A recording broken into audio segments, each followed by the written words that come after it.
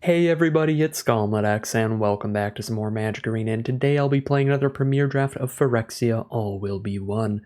Without further ado, let's get into the draft. Got a pretty sweet rare here, Skrelv's Hive. This is only going to be good in toxic strategies, but most of the strongest white strategies are going to be toxic based, as it's one of the colors with the most toxic creatures and corrupted payoffs. The Skrelv's Hive, another issue with the card is that it's a lot better on turn 2 than it is if you top deck it later in the game, but it is so powerful if you have it on your opening hand. You get to run it out nice and early that it is definitely worth the deck slot, definitely worth the pack 1, pick 1. Tremendously powerful card here, especially if you can consistently corrupt your opponent to get that lifelink trigger going. So I like Skrelv's Hive a lot here. That is going to be my pick, but I think there are some other reasonable picks, mainly just Contagious Vorak, for a card that's going to be way more open, where this is just a great value play in every single green deck, whereas Skrelv's Hive is only for toxic strategies, so it is a lot more narrow. Really powerful pack 2 here. There's an Evolving Adaptive in green, one of the best uncommons in the whole format. Probably the best card you can play on turn 1. Just going to keep evolving as the game progresses, just by playing more creatures, or if you proliferate or anything like that, so a 1-mana spell that often trades up into 3 and 4-mana creatures later in the game. Hexgold Slash, also, again, an incredibly efficient 1-mana spell, this one being a great instant speed removal spell that once again often trades into 3 or 4-mana creatures. If your opponent has, the 4-mana, 2/4 mana's toxic, your 1-mana removal spell trades all the way up into their 4-drop, which is insane. And it's even just great at clearing out 2-mana cards. There are plenty of great 1 and 2-mana creatures everybody's going to be running. That being said, with those incredibly powerful cards off color, we also have a pretty equivalently strong card on color, so we'll just take that and roll with the ossification here. Just a sorcery speed removal spell, but for only 2 mana we get to exile any creature or planeswalker regardless of the card's size, so still a ridiculously good removal spell, a pretty easy follow-up to the Skrelv's Hive. For pack 1, pick 3, we don't really see anything for a toxic deck here, which is concerning. There is a Vraska's Fall, but I'm not a big fan of this in black-white. I prefer it a little more in black-green, and even then, there are a lot of creatures in this format that can die and then replace themselves with a token, like Crawling Chorus, and the 3-mana 3/2 in black that dies and replaces itself with a token. And if you have an opponent with one of those cards, they're just going to sacrifice a Phyrexian Might or something like that to it, and it plays really, really poorly in that matchup. But yeah, I'm not that interested in that. That's the only toxic kind of card here. This pack's just overall really weak. There's Eye of Malcator for blue-white artifacts. Mirran Bardiche is a really filler 5-drop for the white decks. I do usually run one when I get it, but I don't take it early because I can get them late in the packs. So I'm just going to go for one of the stronger cards in the pack and just take Oil Gorger Troll. Doubt that that's going to end up in the deck, but I don't think anything in that pack really would. For pack 1, pick 4, this is going to be a much simpler pick. Flensing Raptor is a great card for any toxic deck. We are trying to head in that direction with our Skrelv's Hive, so I will slam dunk this Flensing Raptor. I also just think it's the strongest card in the pack if you don't consider archetypes here. Just pure power level, the Raptor is a very good card. Pack 1, pick 5. Goldborn's Helm is a fine filler 3-drop for any white deck, better in non-toxic strategies. Definitely feels like we're getting cut off of toxic, which is unfortunate. Yeah, a bunch of fine filler. I think Skywarden's just the strongest card. 5-mana 5/5 Menace Reach. Not a lot going on in the pack. I don't really like Plague Nurse even in toxic strategies because generally you don't want to be dumping a bunch of extra mana into this, then it's just really inefficient. And a 3/4 body doesn't attack in super well. It's a 4-mana card that trades down into a Hexgold Slash. I'll just take a Skywarden here. Not a lot going on in that pack. Alright, pack 1, pick 6. We see a really late Tamiyo's Immobilizer. Good sign for blue. We try to push to blue-white artifacts. There's also Charge of the Mites, though, which is a pretty solid card for any toxic white strategy, letting us go wide with those Phyrexian Might tokens or being a removal spell potentially. Really doesn't feel like a draft pod where toxic is gonna pan out for us. There's also Furnace Strider in red to continue after the Resistance Skywarden there. I feel like I'm supposed to take a Mobilizer or Strider and start pushing into a different color here. I'm going to go for a Mobilizer. Charged Mites is like the simplest pick there, but we just haven't seen a lot of good Toxic cards. Now we do see a Head Cleaver. I think that is probably the best card in the pack, because it's good for Black-White Toxic. Basilisk is fine, but Head Cleaver is better for being easier to get in with it. It's a lot harder to kill this card, generally, than it is to kill the Basilisk. And a lot harder to just like block it and trade your 3/3 into it. So we'll take Head Cleaver here. Augury's fine, but it's not really exciting for blue-white anyway, which is where we'd be if we start taking blue cards. So we can speculate on Head Cleaver. I'm not certain what we're doing. Malcator's Watcher is going to be pretty good if we end up in blue-white artifacts. Mesmerizing Dose is going to be decent blue removal. But I think, honestly, I think Malcator's Watcher is going to be the better card if we end up in blue-white, and I don't think we're going to end up in any other blue deck. I don't think we'll be blue-black, blue-red, or blue-green here. So I think I'll just take Malcator's Watcher. Again, Skitterling, just not the greatest even in Black-White Toxic. It's just pretty inconsistent, but it can be decent. And then there's Bardiche, which is filler. Against all odds, also, you need to get some synergies for it to work, for it to pop off. So I'll take the Malcator's Watcher there. See a Testament Bearer in black, which is fine. Ichorspit Basilisk in green is fine. Gitaxian Raptor in blue is very strong. However, it doesn't do too much in blue-white, again, because we care a lot about artifacts. But it is also, I think, the strongest card in the pack, so I'll take Gitaxian Raptor.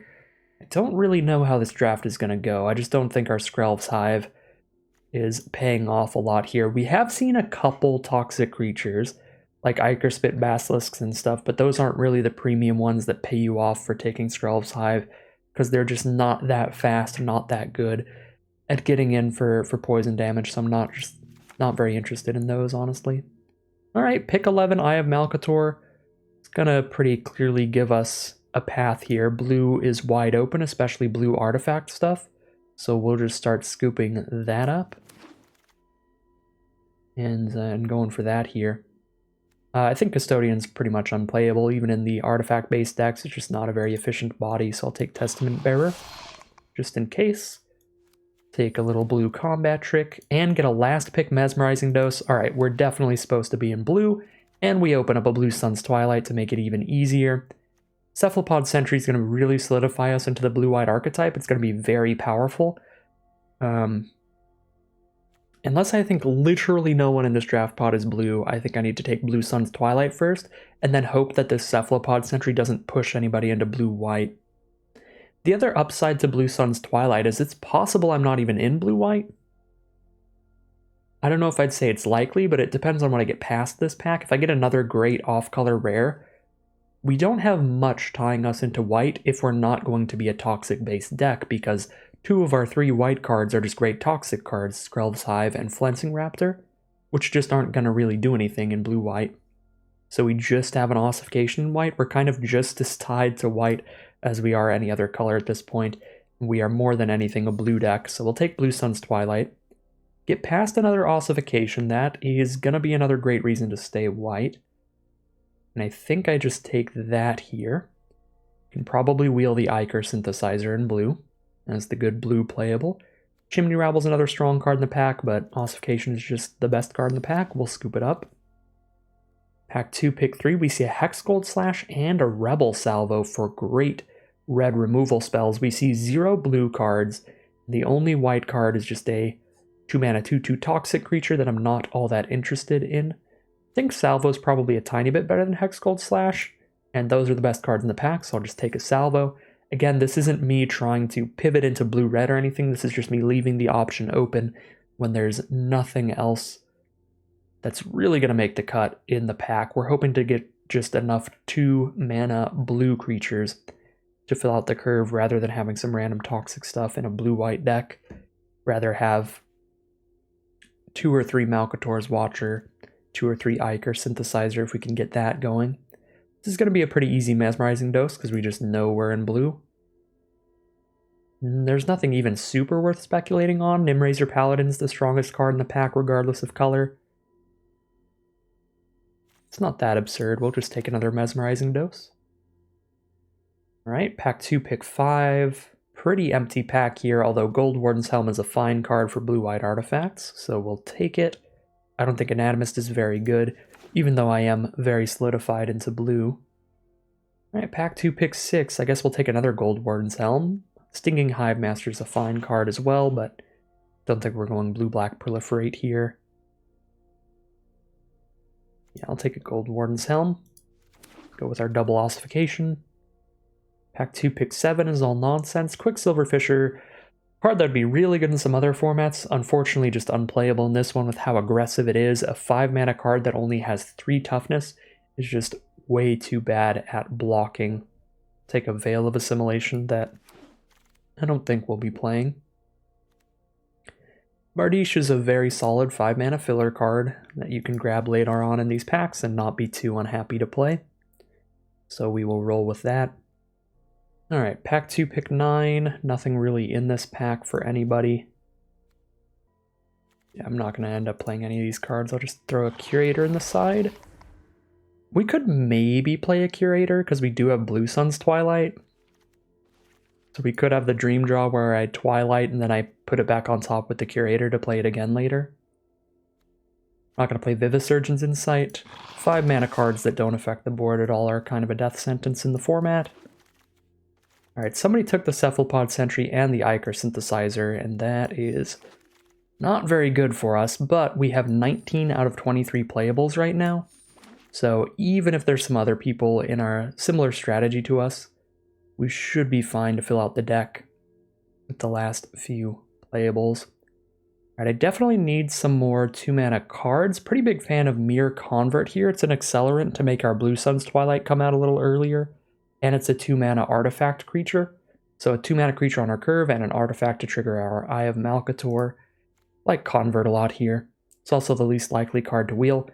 Hoping to get back an Incisor Glider, an Eye of Malcator, a Gitaxian Raptor, or a Mesmerizing Dose. Any of those would be great. Take the Mere Convert here. I'll just take a 3rd copy of Ossification, I guess. Have just excellent removal in the deck. A little sad to pass up on a Dune Mover, but Ossification's great here. Basilica Shepherd's the other good card for us, but triple Ossification, let's go. Alright, now we've got a great card for this strategy. Unctus is a Retrofitter, letting us turn one of our artifacts into a 4/4, as long as this stays on the board. So basically like a 3-mana 4/4 haste, because the second we play this, we're attacking with whatever artifact that we animated. So just a tremendously aggressive card. Super good stuff there. Little sad to pass up on Indoctrination Attendant, because I don't think that card will come back, but it is really good with Ossification. Because if our opponent plays any equipment that come with a 2/2 Rebel attached, we can use the Ossification to exile the Rebel, and then when we pick the Ossification back up, because that card was a token, our opponent will get nothing back, and then we just get to play another Ossification afterwards. So I really like Indoctrination Attendant in a deck with triple Ossification, double Gold Warden's Helm, but I think Retrofitter's just a little too powerful to pass up for that. Take another Curator, again to have the Blue Sun's Twilight double up option open. There's just nothing else in the pack. I think I need 2 drops enough to take an Escaped Experiment here, even though it's very filler. Chrome Prowler's fine. Another Bardiche is fine. Not a huge fan of Plated Onslaught unless I can really get that board state wide, and we don't have any like Phyrexian Might production or anything to super justify it. Take another Skull Bomb over a 3rd Gold Warden's Helm here. We'll cut the Basilica Skull Bomb for that. We did wheel the Mesmerizing Dose and the Eye of Malcator, and I have triple Ossification, double Mesmerizing Dose, so I think my removal's good enough to just take another Eye of Malcator here. Take a Prophetic Prism, probably doesn't make the cut, but it's possible. And we've ended up in just a solid blue-white artifact deck. Really wanted to be one of these white-based toxic decks, but I think, again, the second half of Pack 1 and just Pack 2 in general didn't really work out well for toxic stuff. Pack 3 certainly did. We saw some Slaughter Singers and stuff like that, but it was a little too late at that point to hop back on the toxic train. A little bit of a sad day for our Pack 1 Pick 1 Skrelv's Hive. I mean, it probably even has to get cut at this point. Sinew Dancer's probably not great in here. Lack of 2-drops could be an issue, but we have triple ossification to make up for it. To just exile our opponent's early game play. Take another Chrome Prowler here. Yeah, hold on to our ossifications for dear life. That's kind of the plan, it looks like. Whisper the Dross to the sideboard. I guess I should have taken the red card because could fill out that Vault Progress. And we're not splashing black at all. And this is best of 1 draft. Yeah, should have filled out the Vault Progress. Strictly better value there. Alright, well this deck isn't great, but I think it's one of the better decks we could have ended up in our draft pod. We got triple ossification, we have a Blue Sun's Twilight. We have a few really powerful cards, we just don't have a good consistent curve. That's really the only issue with it, but that can be a big issue in this format. With how aggressive it is. For Mirrodin is reminder text, so that doesn't work for it. There, we'll just put the equipment up top. The Eye of Malcator's up there as well. Okay, so cut those two for sure. 1, 2, 3, 4, 5, 6, 7, 8, 9, 10, 11, 12, 13, 14, 15. Still kind of low on creatures, so we just cut our non-creatures here. Cut an Aspirant's Ascent. So the dirty little combat trick. Our ossifications are way better than our doses, so do we just cut 1 dose? We still have 3 ossification, 1 mesmerizing dose, and 1 Tamiyo as immobilizer for interaction, plus Blue Sun's Twilight in the very late game, and double Skull Bomb for tempo. Yeah, we can cut a mesmerizing dose here for sure. And then that'll be the deck. Great non-creature slot. Bunch of great 3-mana creatures with Retrofitter, Double Eye, Double Chrome Prowler, Raptor, some Gold Warden's Helm, but yeah, the creature base is a little more filler for sure. And the curve is not great, a mountain at 3 mana. Those are the big issues, but overall I think the deck looks pretty solid here. Right down the middle, perfectly average. 13 blue cards, 7 white. We want a little bit more blue sources than white sources. Go 9-8 here. Seems fine by me. We do need that white mana early for ossification with our lack of 1 and 2 mana plays. We're going to want to ossify some stuff pretty early. So yeah, we definitely want 17 lands as well. We've got 2 5-mana cards and 7-mana card. Not a deck that's going to be cutting any lands. Could even be a deck that puts in an 18th. But I think not quite. We'll go with the 17 here. Call it a deck like this. Alright, here we have a look at today's deck. It's going to be another blue-white artifacts deck. Kind of interesting things going on here. We don't have a great curve of creatures or anything like that to make the deck super powerful, but what we do have is some really, really powerful interaction. We have 3 copies of Ossification for excellent removal spells, Tamiyo's Immobilizer to try to lock our opponent's board, keep it under control, keep the game in our favor, Mesmerizing Dose for another removal spell, double Skull Bomb to slow our opponent down, and then our big bomb, Blue Sun's Twilight, to completely flip the game in our favor if we ever make it to 7 mana, and even if we don't, we can steal one of their cheaper creatures, and with 2 copies of Meldweb Curator, potentially put that Blue Sun's Twilight back on top of our library and cast it again.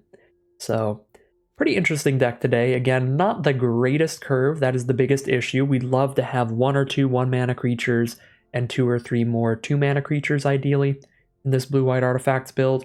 We also only have 1 Retrofitter to really buff our early artifacts, 2 Eye of Malcator's to be beating in, so kind of inconsistent in terms of just general blue-white artifact aggro synergies, but what it lacks in consistency gains a lot in just individually powerful cards between the Twilight, the Immobilizer, and the triple ossification, so we'll hope to draw well today. Definitely got our fingers crossed a little bit for this deck, but without further ado, let's see how it does as we head into the gameplay.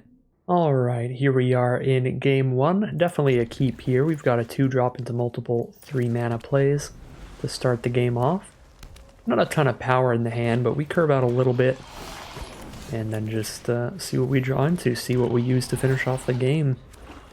Playing against green-black here with a turn 1 Rustvine Cultivator. They are going to be ramping up with that card, playing some cards a bit early later on. First of all, they are going to spend a Ruthless Predation on this Malcator's Watcher. Let us draw a card off of it and get rid of their removal spell. Feels like a pretty excellent deal for me. However, that might mean that my opponent has a really good late game plan here, and they're just trying to keep me off of damaging them as long as possible. Do I ossify this Cultivator? I really feel like I don't. Questions between a 2-3 and a 3-2. Guess I'm just gonna play a Chrome Prowler here. Quite unlikely they go for an attack with this Cultivator, but if they do, we could try to get the free kill on it. And then in the end step, we just slam down the Prowler, tap whatever they played this turn, and get in for 3. Alright, they're gonna play a Swamp. They are going to pass the turn. Drop our Chrome Prowler here. They have to tap the Cultivator right now to get the oil counter on it.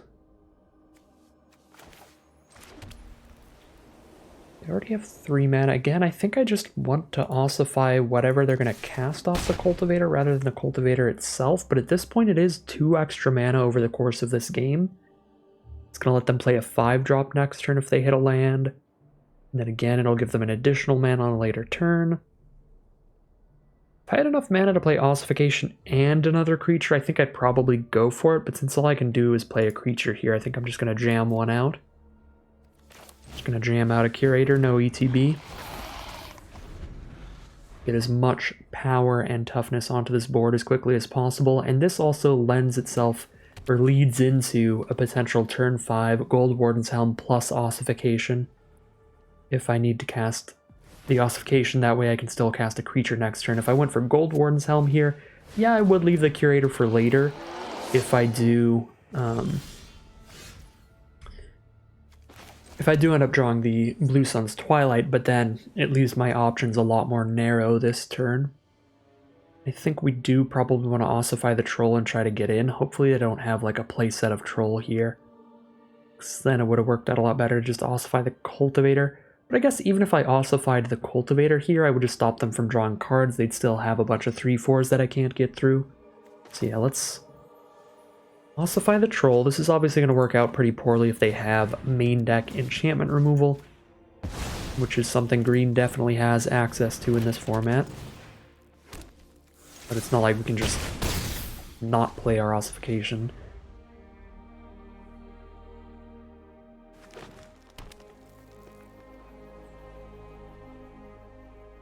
Yeah, I mean, if they've got like a triple Oil Gorger hand, they've got a triple Oil Gorger hand. We were probably never going to beat that regardless of our lines. And it looks like that is not the case. They're going to play a Phyrexian Atlas this turn. They have a ton of mana and whatever colors they need.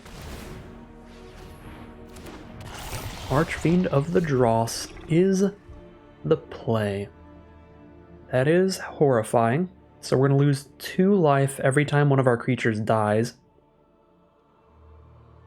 But if our opponent removes all 4 oil counters from the Archfiend, where they remove 1 per turn, they will lose the game.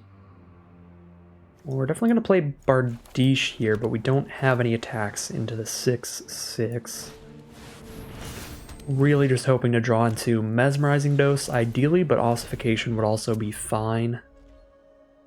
Tamiyo's Immobilizer. We actually have really good cards against Archfiend. Tamiyo's Immobilizer and Mesmerizing Dose would both just lock down the Archfiend until our opponent loses. Oh, okay, well, we lost. Not really possible to beat Atraxa in this format. The way that you do so is by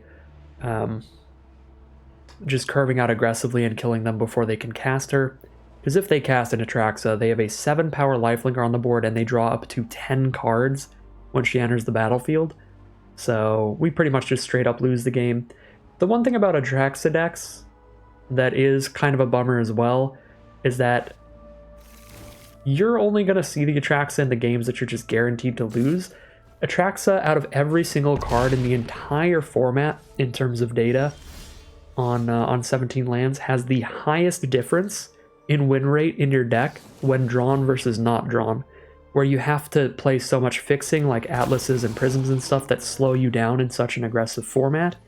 that when you don't draw Atraxa, your deck's win rate is like 40%. But then if you do draw Atraxa, your deck's win rate is like 70%. So unfortunately, we played against this opponent in the game where they drew Atraxa and Archfiend to the draws.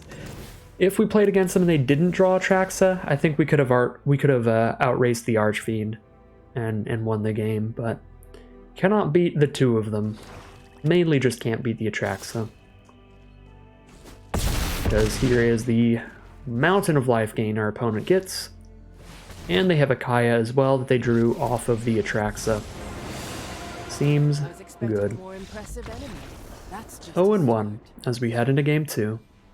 Alright, here we are for game 2 on the play with no early creatures. We have a tempo play for turn 3 and then 2 5-drops. That is a guaranteed mulligan. Alright, we've got a 2-drop, multiple 3s, and a 5. We'll definitely keep this one.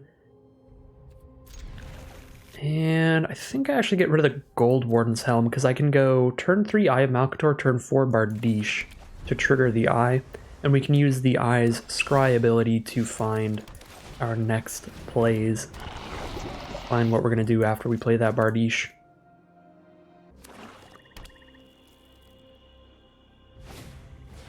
Tablet of Completion, turn 2 from our opponent. Requires a lot of setup, but if it gets there, it's going to let them draw an extra card every turn, which is quite a powerful ability. Go ahead and scry 2 with this Eye of Malcator. We find an Ossification and a Plains. Definitely keep that Ossification as an option, but get rid of that Plains. There's an argument for scrying the Ossification to the bottom. That argument would be that it is not another artifact to trigger the Eye of Malcator, so the Eye is going to be sitting here doing nothing if I don't top deck another artifact. But I think that's okay. In this format, especially after what just happened to us last game, I would like to have some removal that can kill a creature or planeswalker. Not that Ossification can kill Kaya, because Kaya's got hexproof, but could kill an Archfiend or an Atraxa.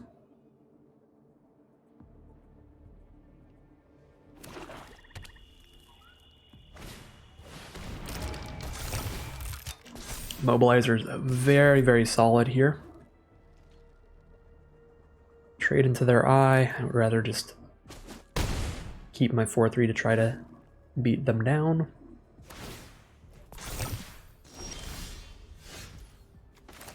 Yep. Mobilizer really good with that Tablet of Completion on the board. Gonna give them all the time they need to get there. Now they just tap down our 4-3. We only do 2 damage.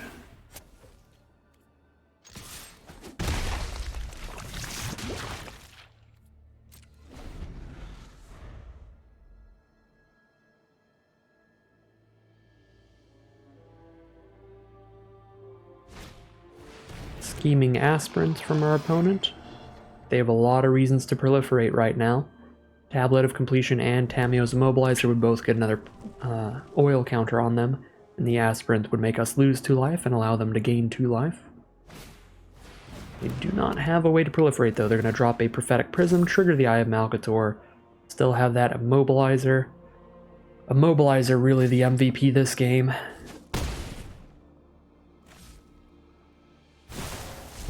Drown an Iker, that's going to proliferate, drain us for 2, counter on the Completion and Immobilizer. And we've hit another land.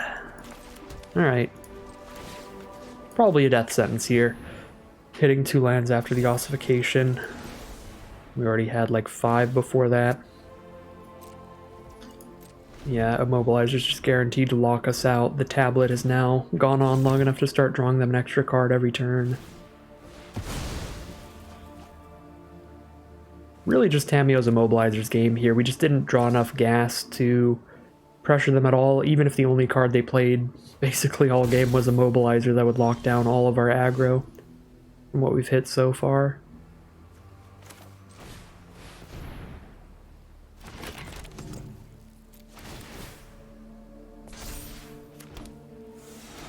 It's a very strong card, that is why we drafted it and pivoted into blue.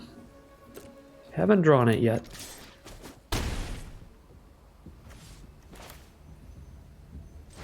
probably just going to play a scarier threat as soon as I ossify here. Now they're going to slam down Archfiend to the draws. But at 7 life, just preventing them from draining us for life feels decent.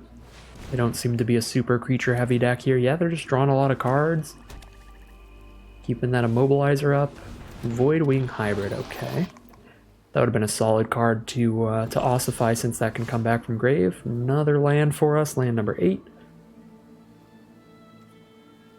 We could hit Blue Sun's Twilight or the Immobilizer of our own, either way. In a great position. Yep, makes sense. Tap the Helm, because if I attack with the Convert, it's just going to trade into Hybrid. And then if they proliferate, they get it back from grave. I guess I won't be in a great position. Our opponent's drawing a million more cards than us, but it's possible I could actually find lethal with one of those cards. But we're not going to get a chance to. We're going to take 6 right now, go to 2. They're going to gain 4 off of Skitterfang's lifelink ability. And there's just going to be no way to find lethal against the opponent at 14 life.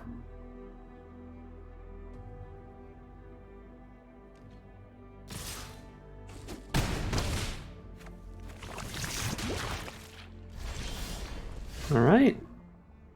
Comes the beats for us in game 1 and game 2, just not the stuff we wanted to see as we head into game 3. Alright, here we are on the play for game 3. Opponent takes a mulligan. Our hand's a bit slow, nothing till turn 3, but we don't have a lot of 2-drops. So that is pretty standard for this deck. Opponent starts with a turn 1 Terramorphic Expanse. Grabs a mountain. We've got that ossification at the ready if we need it, which is nice. Playing against red-white should be a pretty good matchup for our Skull Bomb.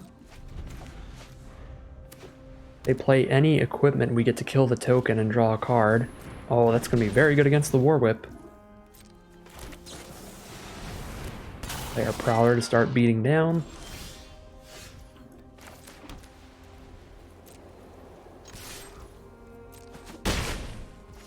Would love to keep playing creatures here, but I think I'm supposed to Skull Bomb right now.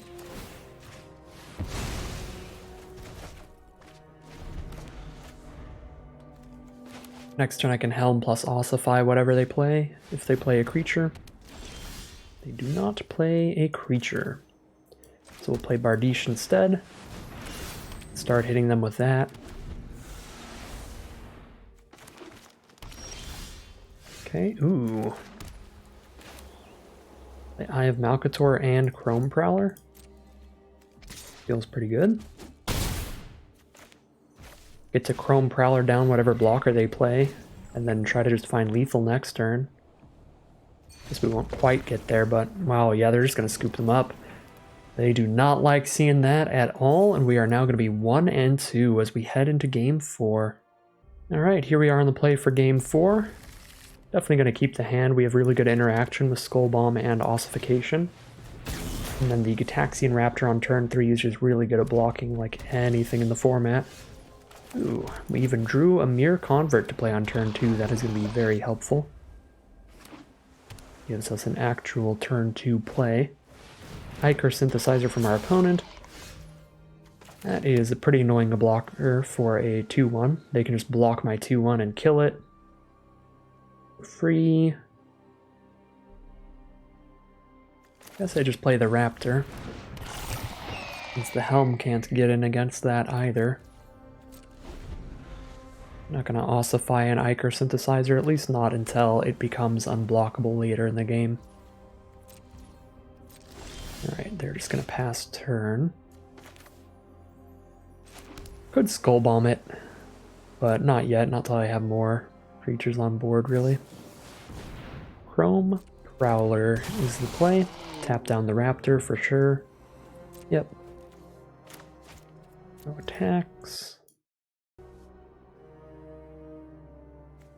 Helm I would just be playing as a 2/3, so I'm just going to play the 3/4 again. And with Mirror Convert on board, this leaves me open to the double spell next turn if I need to. Helm plus Ossification.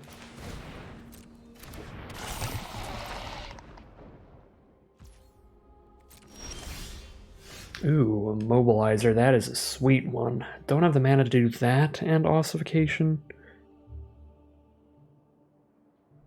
I could Skull Bomb and Ossification here. They are stuck on 3 mana, that might be fine.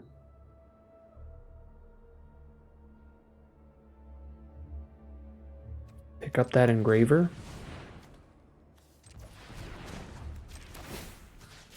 I don't want to bounce the Prowler because it's got a good enter the battlefield effect to redo. Ooh, yeah, if I draw another Ossification, we're just going to slam dunk this right now.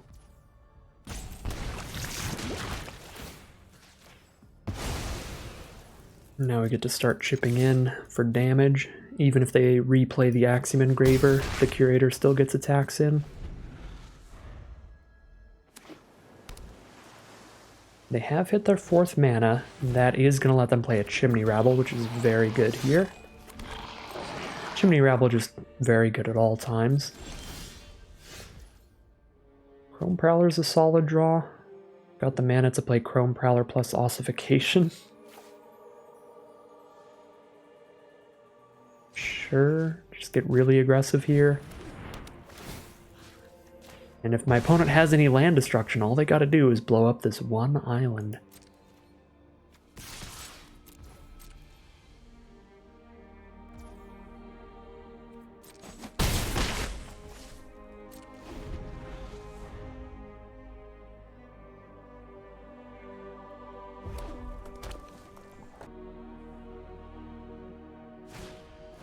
Axiom Engraver is gonna get recast this turn. They're going to play another Axiom Engraver alongside it.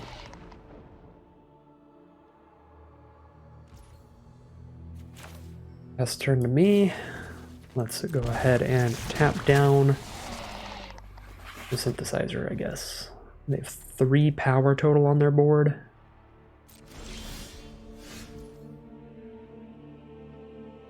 Play Immobilizer or Helm, and that's it. They can't kill Curator, all they can do is Trumpet already. If I play Immobilizer, tap an Engraver, they can still double block and kill Chrome Prowler, so I don't really get another attack in. I think I'm just playing Helm. Sending in these 2.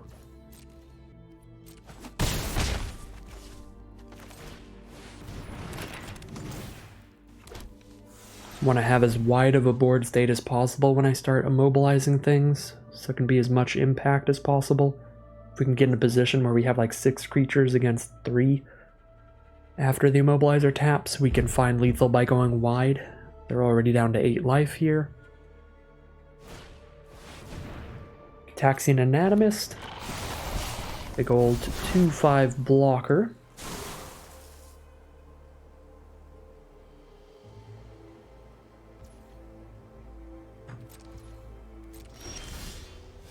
It's a Blue Sun's Twilight. Can Twilight for 3. Gonna be a long time before I can Twilight for 5. It's gonna be at least 2 more turns. Doesn't feel great. I don't really have good attacks if I start immobilizing now. Still.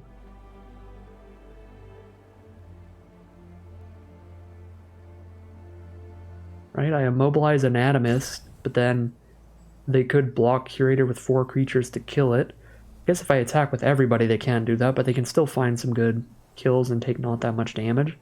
I attack with everybody. If Anatomist is tapped, they get to kill my Convert for free. Double block, kill my Prowler at the cost of an Engraver or a Synthesizer. Block the 2/3 for free, take 4 to 7 damage. Actually might be okay. I think I'm just going to attack with the Raptor, though. I'll cash in the oil. I'll just cash in one. I'll play around a Hex Gold Slash. I have 1 red mana up. Cash it all in if it's ever going to be like exact lethal on board. I could immobilize her now and then I could tap one of their creatures in their end step and one during our turn. That is an alternate way we could use that. That would be fine.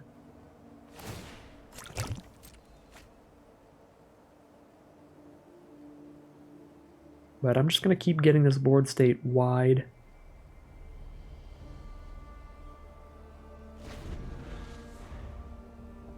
Maybe that's what we do next turn. If we can't quite find lethal, we just play Immobilizer pass, tap something during their turn, and tap something during our turn after we untap.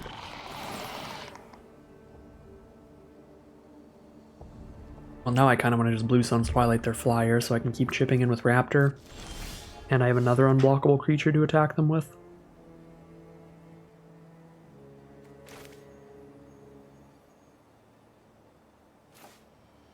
And that does feel like a pretty good turn.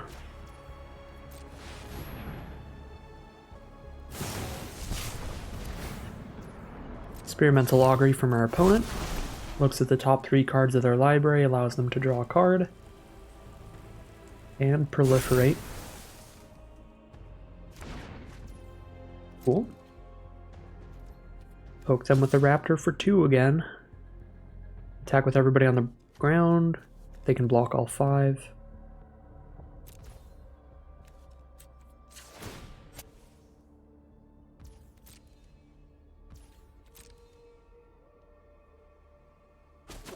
They are down to 4 now.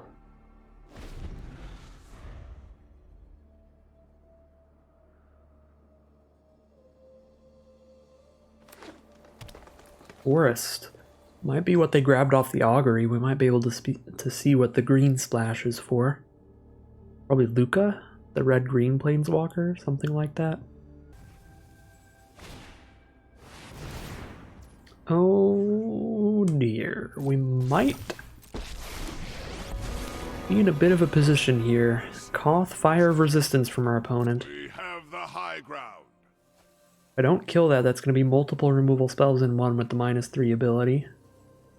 Or if they make it up to the ultimate, that's going to be 4 damage burn spells every time they play a mountain. They can shoot our face or one of our creatures. It's not really what we wanted to see, although Ossification can just immediately kill that. However, I feel like... is Ossification lethal on board? Like I kill the Anatomist, they have 4 blockers. They go block, block, block, block. Take 1, 2, 3, 4, 5. It is lethal on board. A little bit of risk to it though, whereas a Mobilizer I think is like a really guaranteed lethal next turn.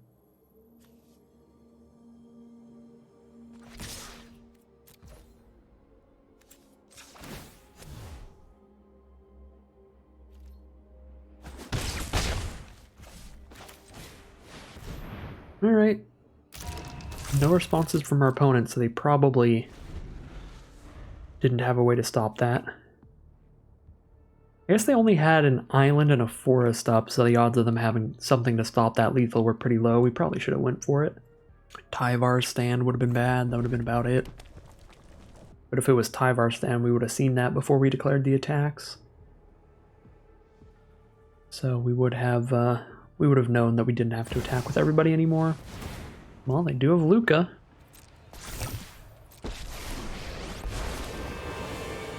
Slaughter in the name of Phyrexia. Shoot our Raptor. Luca can shoot something for 3, divided as they choose. So they kill Prowler and Raptor here, or they kill Watcher, Raptor, and Convert. Yeah, well, that's horrendous. I guess I should have just went for lethal. That's beyond tilting. Still have lethal on board here, though. Just tap 2 of their creatures, and then I don't even need to play Ossification.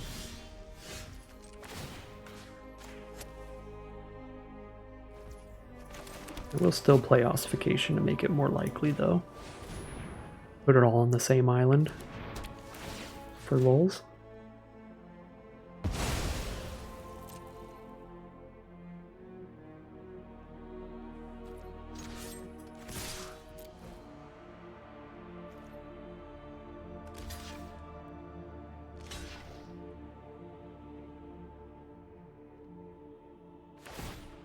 Alright, they're going to go digging with the engravers. They are not going to find an out, and a pretty big miss lethal that game. I almost hunted my way out of it with Koth and Toluca. Should have paid more attention to their mana base there and saw that they only had an island and a forest up. Thought about what instance they could have there for 2 and how there was nothing that would really punish me for going for that lethal. So, misplayed the end of that game pretty hard, but we still will find the victory thanks to Tamiyo's Immobilizer being such a busted card. And we'll be 2-2 as we head into Game 5. Alright, Game 5 we'll keep. We've got plays for turn 3, which is about as soon as we can hope for in the deck, as I've said a lot. That is the massive issue here. I did not draft 2 drops as aggressively as possible. Part of that was being kind of uncommitted to our strategy. So long, dealing with potentially being toxic white stuff, potentially being some other color outside of blue. But either way, that part really didn't work out. The lack of 1s and 2s is pretty rough.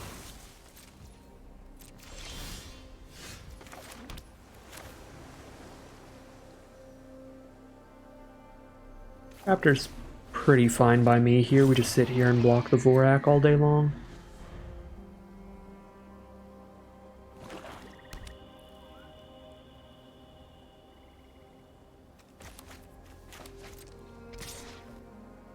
I'll trade into a combat trick.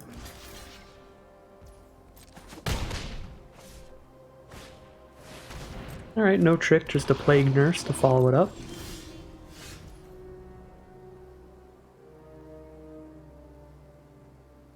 Plague Nurse does have an activated ability, so it might be worth not using Mesmerizing Dose on that because it can still do stuff while on board, even if it's tapped. Could just slow them down with a Skull Bomb. Would love to see a land to go Watcher Ossification the Plague Nurse. I guess I just go Chrome Prowler here.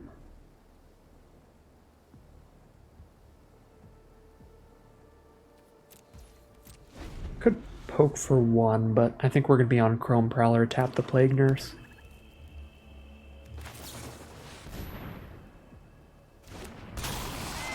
For now, we can deal with it later.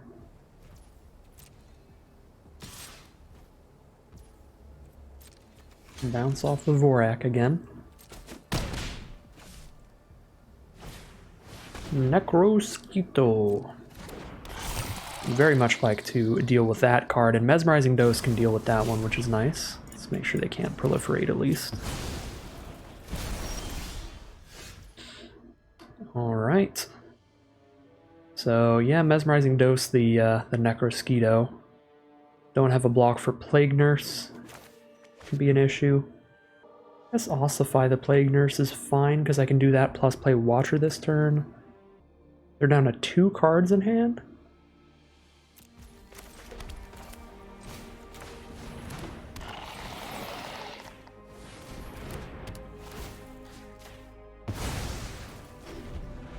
Probably try to just get a control on the current board state and then just out card advantage them here. They do have the Hunter Maze at least to draw 1 more card.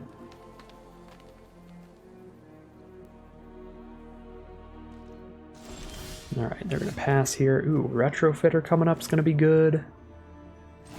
Dose the Necrosquito, that functionally just completely kills it. I have a Tybar stand. Infectious Bite. Alright, well that would work before or after the dose as well, so that's fine.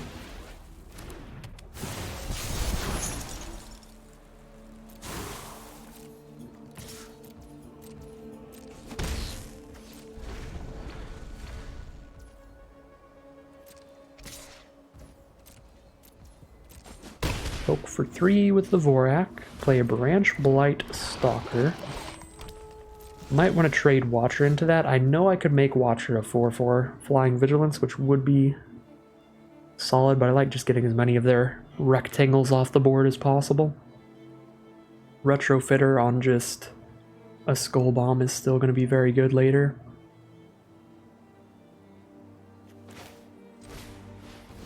These Skull Bombs are going to get us very far ahead in cards, as is Watcher trading off into Stalker.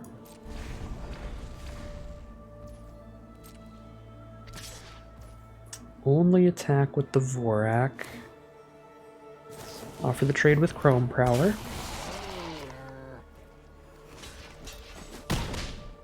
And we will get the trade. Alright. Looking really good here. Really want to play around a single Anoint getting us really hard here. And I want to Retrofitter a Skull Bomb, but it's... I'm gonna do it, honestly. I'm gonna play around an Anoint getting us super hard. Anoint still gets rid of the Retrofitter, turns off the Skull Bomb, but the Skull Bomb is more than good enough. And this is actually just more damage to put it on Skull Bomb, because we have the Ossification to kill their next large threat. We have the Skull Bomb to bounce another large threat. The 3/1 can't block a 4/4. So, like, not only is this playing around like an Anoint a little bit, Anoint still does shut off the Retrofitter, but it's also just getting more damage in for the here and now. Instead of 4 a turn, we're hitting for 5 a turn by doing this. And we're still blocking just as well, like they're not sending in at all. Incubation Sac is the play. That's not ideal, but it doesn't give them anything in the sky. We can play a Bardiche and start suiting up the Malcator's Watcher. Trade Skull Bomb into the Stalker and the 3/3. It's a fine trade when I have a Bardiche coming up. I'll hold on to the Ossification for now still. Yep, this is A-okay.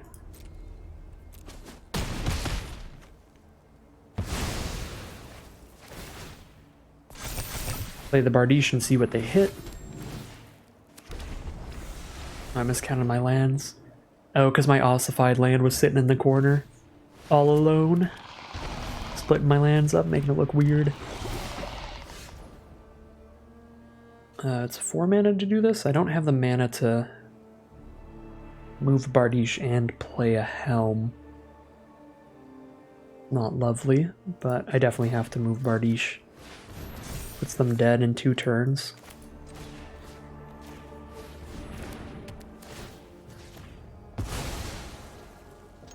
Because they take 5, then they take 3 in the sky. If I didn't move Bardiche, they'd trade into the Rebel. And just take 3 damage. Alright, so we do find a victory there. We are going to be 3-2 now. We're guaranteed to be at least 50-50 with this deck, which is nice. A very, very good comeback from an 0-2 start. Again, just not a great start for us. Ran against some pretty strong decks. Had some relatively poor draws. Game 2. Just didn't have enough gas against a Mobilizer. So, kind of seems like we got some of the poor matchups out of the way at the start. All we needed was to hit one more bad matchup and we would have just been out of here 0-3, but got some solid games in the middle there, and we're guaranteed at least 3 wins. Again, not usually super happy to go 3-3, but I wouldn't be that sad about it since we started off 0-2. At least we got 3 wins before we got our 3rd loss here. Could have been so much worse here after starting off with an 0-2 record. That is always just a rough beginning.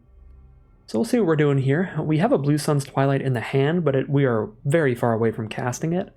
I can just cycle the Skull Bomb to try to draw a land, hopefully, but I've also got a 5-drop, a 4-drop. Seems a little too risky to keep for me. Alright, this is a little better. We'll keep that. Get rid of the 5-drop Bardiche. And hope the Eye of Malcator can scry us into some reasonable plays. With the Eye of Malcator in hand, I'm just going to hold on to the Skull Bomb as an additional way to trigger that. Could just ossify Engraver, but that doesn't seem super necessary.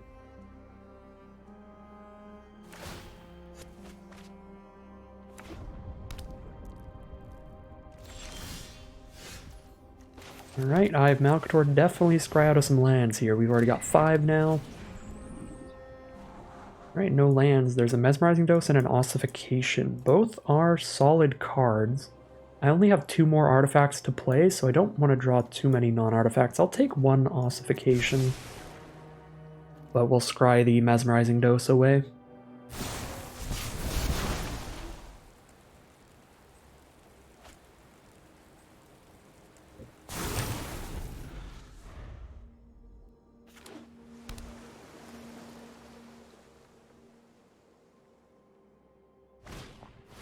Ichor Plate Golem from our opponent.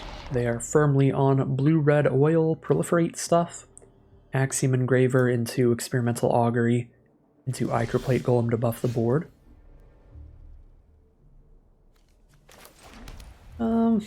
Probably reasonable to go ahead and ossify this Ichor Plate Golem. It's just going to be buffing the whole field, giving them additional poison counters later. So let's ossify the Golem.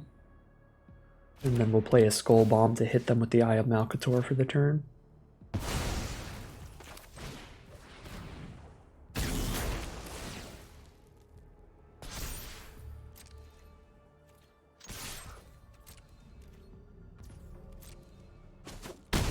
They are down to 16. We will pass back to them. Furnace Strider, that is a big one. Definitely going to ossify that as well. No attacks from our opponent. Very defensive stuff from them. Well, since I drew another Skull Bomb, I could just bounce it. And then play a Skull Bomb. And then ossify it next turn. Just slow them down for now. Seems fine. Draw a card while we do it. Gold Warden's Helm, alright. Another artifact to trigger the eye. We know what our play pattern's gonna be. Just keep bouncing that 4/5, smacking for 4. Do need to hit a land to do it next turn, but it's possible that we could bounce the Strider and play the Gold Warden's Helm if we have 6 mana out. That would be beautiful. We don't hit a 6th mana, we probably do just ossify the Furnace Strider, because I need to play an artifact, or at least I want to play an artifact pretty badly. So we want to have that 3 mana up to do so. Depends on what they play here. They know we have another Skull Bomb on the board, so they might not tap out for Furnace Strider again if they have an alternate play in their hand. Okay, they are going to replay the Furnace Strider, but they have 1 mana up this time. Not going to do anything with that. I guess I could just Chrome Prowler the Furnace Strider. But I think I'm just going to ossify here and save the Chrome Prowlers for their next threats. Make use of all of my mana. And then if I hit a 6th land, I can play 1 Chrome Prowler during my turn and 1 during theirs.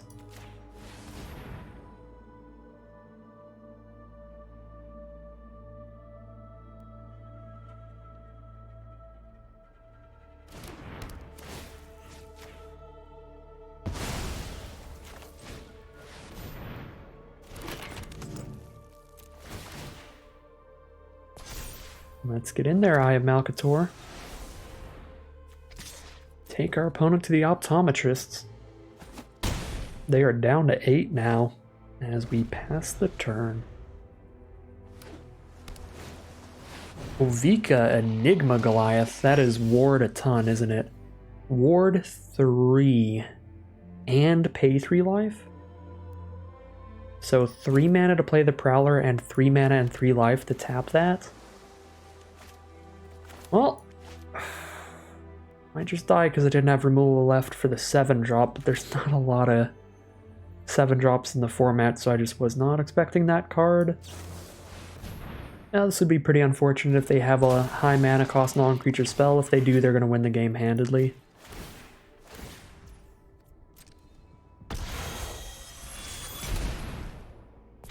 because then when they cast that spell, they get a ton of 1/1s to block with.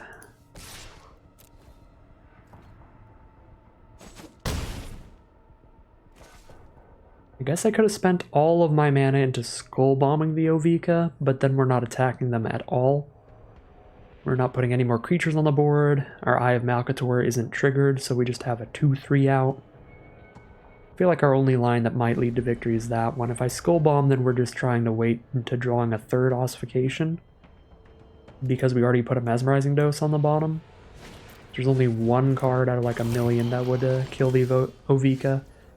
Alright, luckily they did not have a non-creature spell to play to get a bunch of 1/1 goblins. So now, again, 6 mana up, I can Chrome Prowler the Ovika down, trigger the Eye of Malcator, attack with a 4/4 again, but then the 4/4 trades into their 4/4. I guess because Engraver could only chump block, they would chump block Engraver with...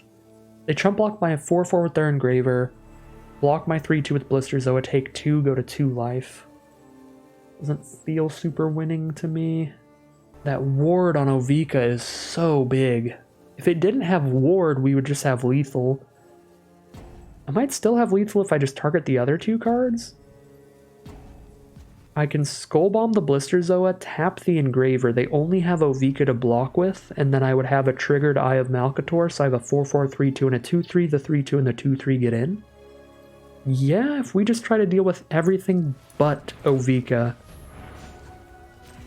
to whittle down the number of their blockers, I think we can get in.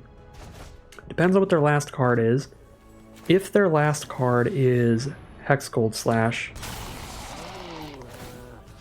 then they survive here hardcore. I think they actually just can turn the game around with that, because they'd kill a Prowler and have a 1/1 chump blocker. So they would kill my 4/4, kill my Prowler, chump block there. They'd take 0 damage, kill 2 of my creatures. Luckily, last card is not Hexgold Slash, and they didn't find one with the Engraver's draw spell, so we are going to find another victory, and we've turned an 0-2 run into a 4-win run, turning what was going to be pretty much down 1,500 gems into a run where we're very close to breaking even when you count just the value of the extra 3 packs here. So excellent stuff today. Really happy to turn things around after the rough start. We are 4-2 heading into round 7. Alright, here we are for round 7. We've got a 2-drop and a 3-drop. Very nice. Blue Sun's Twilight to try to finish things off. Go for it.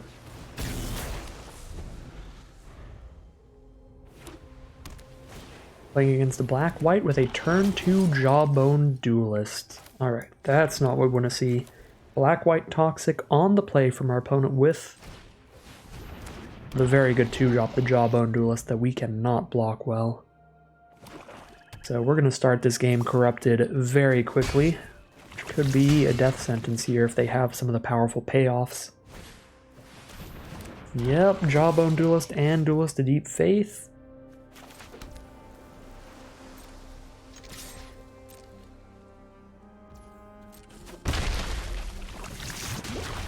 Mere Convert can't block either of those decently at all because of the 1 toughness and the fact that they both have first strike. Oh, good lord. Duelist of Deep Faith, Jawbone Duelist, and Porcelain Zealot now. Give one of their creatures +2/+2 every turn. Oh. It'd be a horrible time for us. Our Chrome Prowler can't block either now because they get to buff this Jawbone Duelist. Guess we can Skull Bomb their Porcelain Zealot at least. Maybe even Blue Sun's Twilight, one of these Duelists. Interesting. Well, that plays really nicely for us because now I get to tap down the Duelist of Deep Faith and they just don't get to attack this turn.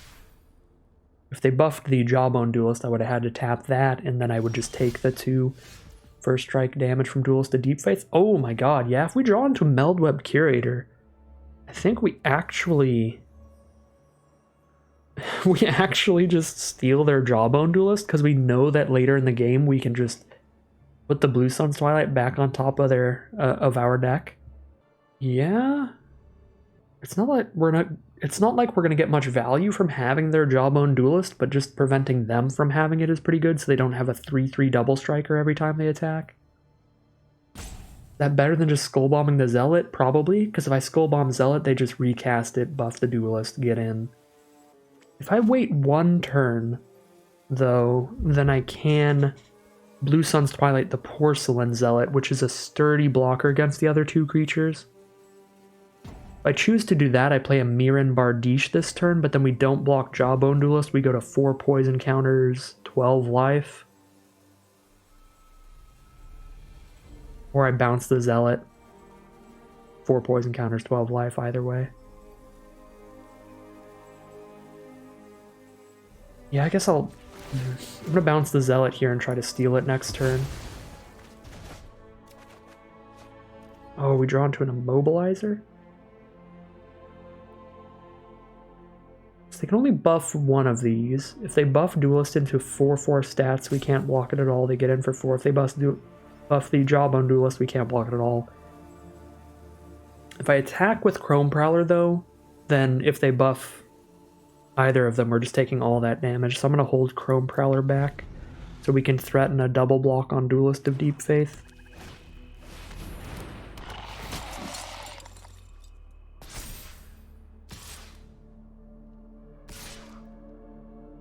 Well, hate to see that, but if I double block Duelist to Deep Faith, if they don't have Whisper of the Dross, we kill the Duelist at the cost of one of our creatures, and then we can steal the Jawbone Duelist instead of the Porcelain Zealot. I won't have the convert for the mana to steal the Porcelain Zealot anymore, but if they're out of toxic creatures, the Zealot doesn't matter as much. They've got a Whisper of the Dross, they pretty much win the game this combat. They do not, though, and they let us keep Near Convert, so we get to kill the Duelist and still have our mana to work. And now, I'm gonna shoot myself in the face here, but I guess I'm 1 mana away from copying. Oh my god, this game is so hard. Magic Gathering is such a difficult game. I guess now I am 1 mana from copying the Twilight. We play an Immobilizer and start tapping down Duelist. If I top deck a land, then we steal a creature and double it up, and then we curate or do it again. The Zealot can buff itself. I hate that. Feel like I have Malcator and Scry into mana, or I immobilize the Duelist. Probably just immobilize the Duelist. It's either immobilize the Duelist or steal the Zealot. I'm gonna immobilize the Duelist. And my fingers are so crossed right now. We have 5 lands right now. There are none on the bottom. We didn't mulligan or anything. So there's 12 in our 27 card deck.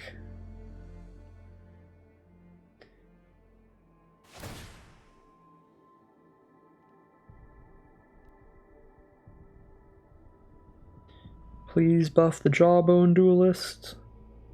No, they buffed itself. I take more damage from the Zealot, but I take more poison from the Duelist. I'm already at 4. I'd go to 6 poison. Just a few proliferates from death. I think I'll go down to 9 here. Tap the Jawbone Duelist.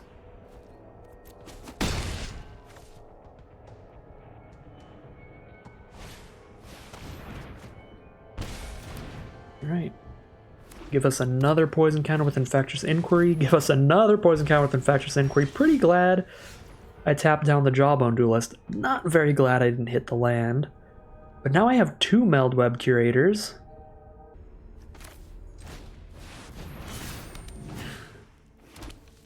This Bardiche is big enough to block Zealot. If I tap down Jawbone Duelist. But they have a ton more cards to play around with. We do too. But I have to assume there's some removal in those cards.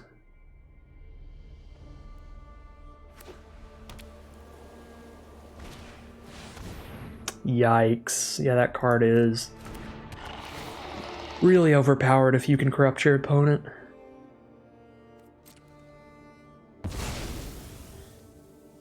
Like, if the card was just... If it was all this text, except that you didn't have to corrupt your opponent, this card would just be OP by limited standards. So once you have become corrupted, this thing is just insane.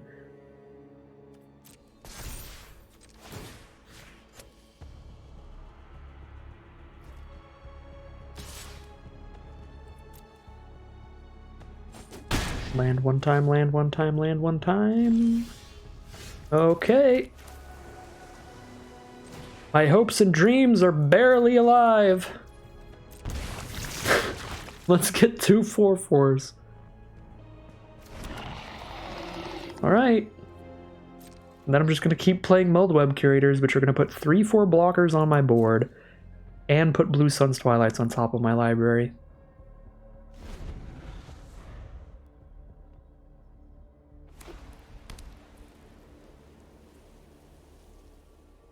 Such a sketchy game.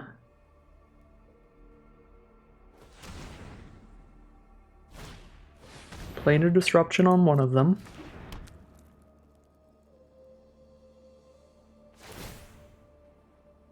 Move to combat. They're going to combat trick and kill the other one, I'm guessing.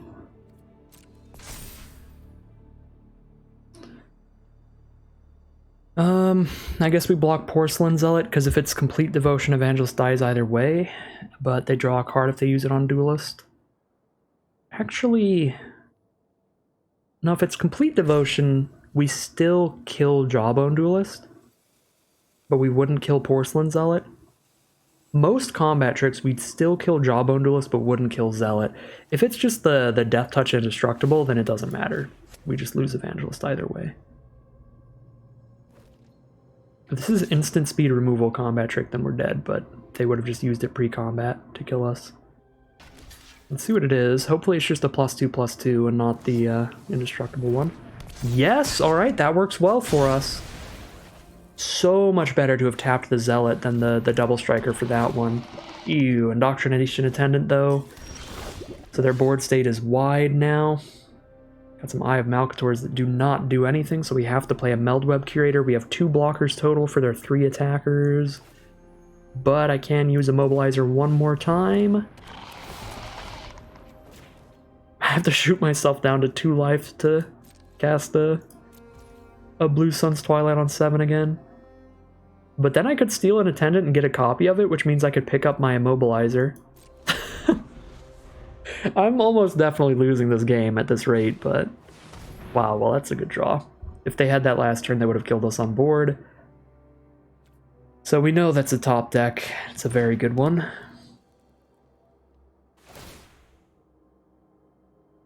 Oh yeah, we're just dead anyway. Wow, yeah, that's just top deck into lethal, because they just target the might. Alright, brutal game there. Opponent came out really aggressively. It was the only game that we got to maybe do our Blue Sun's Twilight Curator stuff, but we just needed to hit the lands a little earlier to maybe do it this match. Wait, I guess I'm not dead, but I had to block with the Convert to not die, which means I can't Twilight for 5, which means I am dead. Yeah, we're dead. Oh, close one. I think I'm pretty happy overall with how I played that. I don't think we could have done much better than that. I think it was probably the right idea to try to just go for the max greed Blue Sun's Twilights in the late game. Really happy with my block there, reading that if they had any kind of combat trick, except the Death Touch one, that we could still kill the Duelist if I blocked that, but we would die to the Attendant without trading into it, or the Zealot without trading into it. So, so close. So close from just Twilighting all day long. Alright. 4-3, great recovery from the 0-2 start, and that final match was going to be a rough match, regardless at any point, because our deck is lacking on those early drops, and I think that final deck was the deck that probably pressured us the most in the early game for that we were kind of the most killed by being a slow deck. Our other losses were more just us getting killed by pretty explosive cards or just flooding out a little bit. It wasn't really that we were getting like super outpaced and we couldn't cast everything in our hand in time. But that final game was definitely a classic Phyrexia All Will Be One aggro style game where the game ended and we still had a bunch of cards, a bunch of plays, a bunch of plans for the future. But all will be one giveth and it taketh away. So here's a final look at the deck. Again, the big issue here being the curve. This could have been a pretty sweet deck, a pretty solid deck, if we had one or two maybe swooping lookouts at 1 mana. The 1 mana 1/2 flying vigilance, maybe a couple more Malcator's Watchers or something at 2 mana. Then the deck would be really nice, really cool deck. The double Curator for the Twilight was more cute than anything. They were pretty bad when we didn't have the Twilight, just the 4 mana 3/4 on curve, but